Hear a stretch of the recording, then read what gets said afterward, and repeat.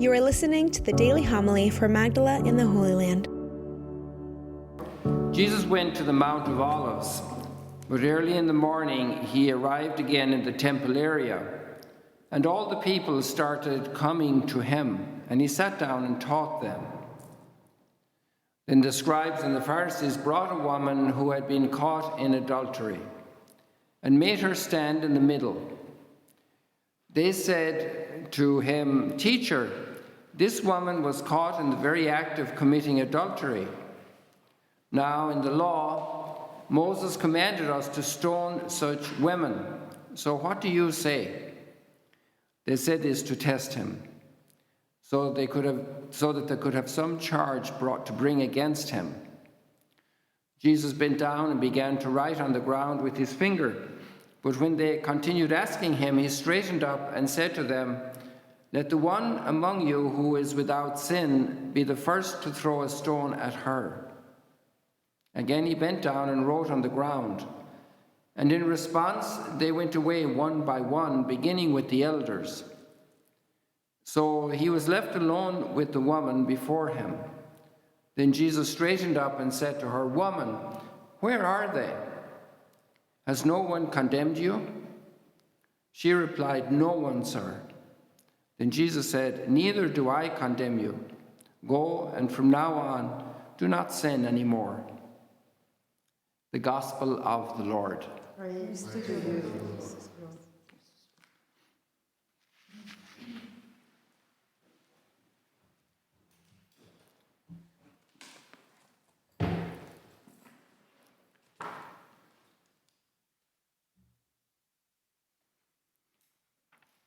A lot of people have lost a lot of things in all the readings today. They have lost a lot of things. First of all, there's the memory of the exodus from Egypt in the prophet Isaiah. And they have lost Egypt with their onions and their leeks and the things that they accepted and enjoyed in the status quo condition of slavery.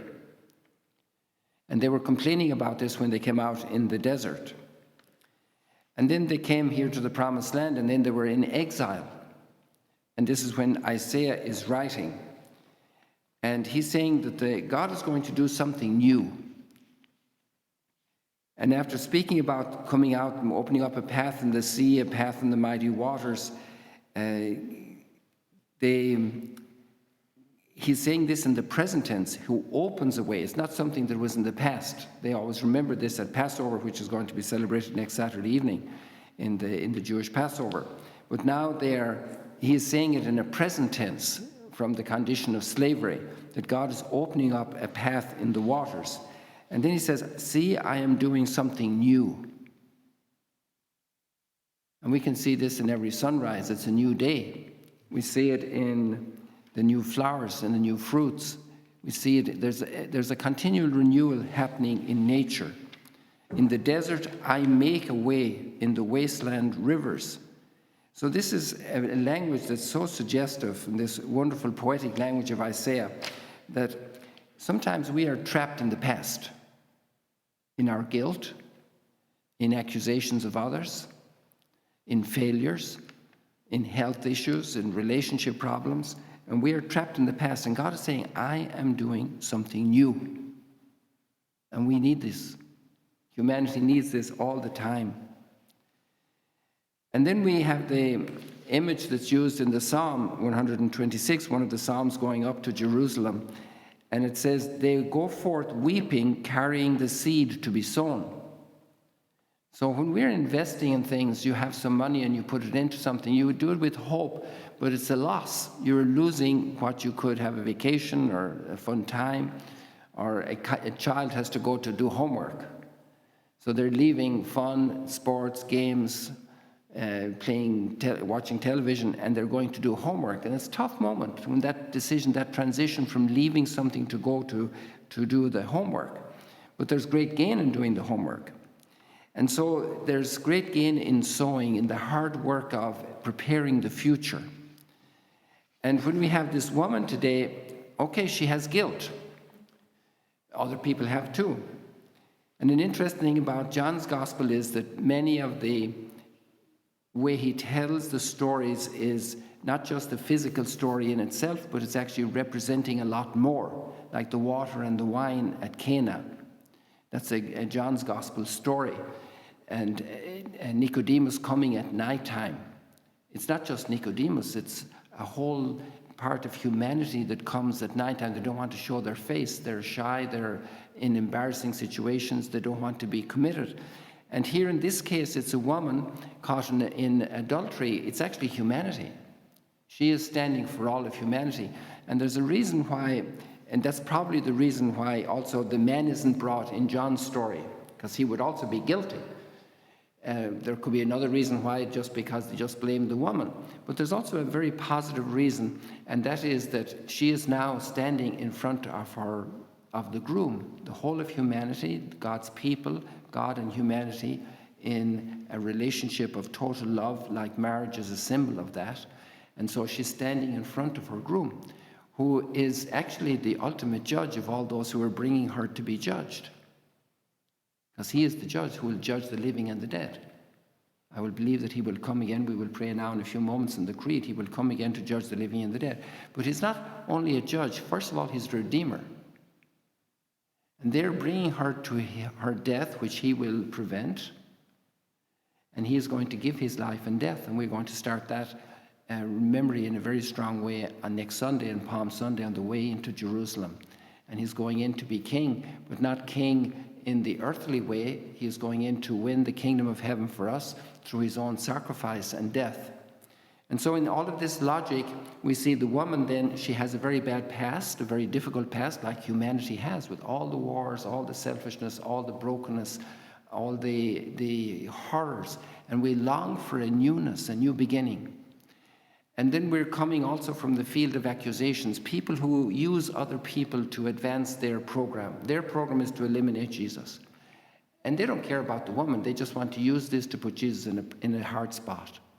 And it's very often that in the media especially, people are, and causes that are brought out in public and paraded, sometimes they seem to be looking after somebody downtrodden, but it's being instrumentalized for political leverage against other people.